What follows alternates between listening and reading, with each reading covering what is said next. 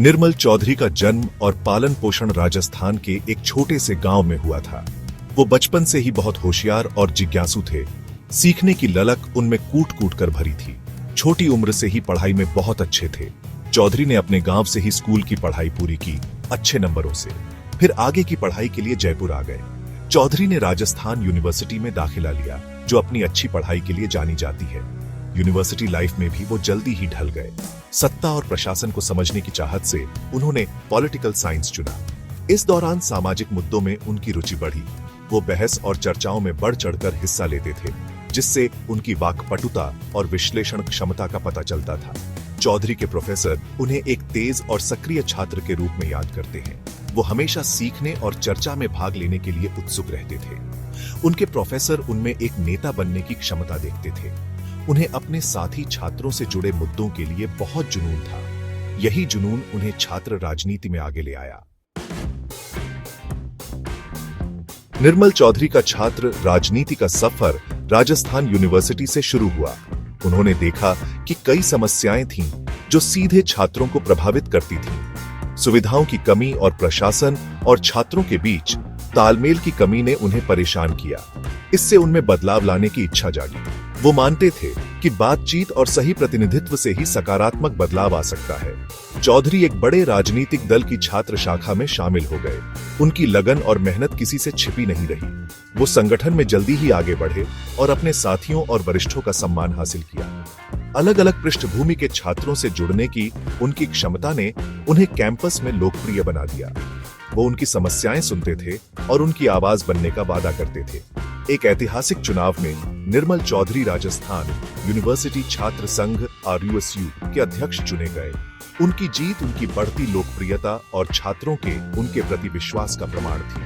RUSU अध्यक्ष के रूप में चौधरी ने छात्र अधिकारों के लिए मजबूती से आवाज उठाने का संकल्प लिया। उन्होंने छात्रों और यूनिवर्सिटी प्रशासन के बीच की दूरी को कम करने का वादा किया। RUSU अध्यक्ष के रूप में निर्मल चौधरी का कार्यकाल छात्र कल्याण के प्रति उनकी अटूट प्रतिबद्धता का प्रतीक रहा। उन्होंने शैक्षणिक माहौल को बेहतर बनाने और छात्रों की शिकायतों को दूर करने के लिए कई कार्यक्रम शुरू किए।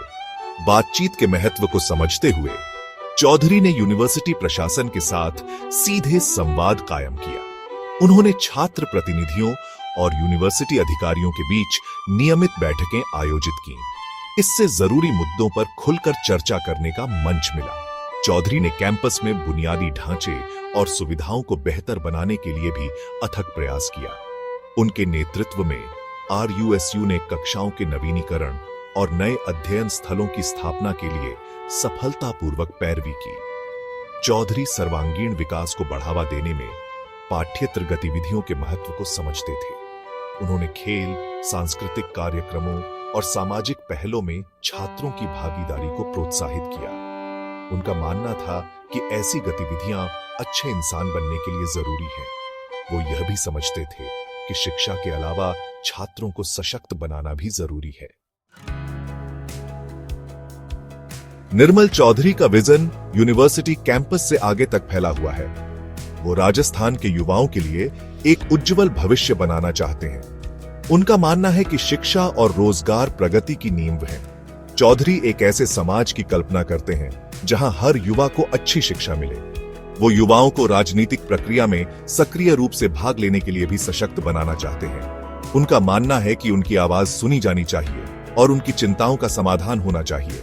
जनसेवा के प्रति चौधरी का समर्पण सामूहिक कार्रवाई की शक्ति में उनके विश्वास से उपजा है।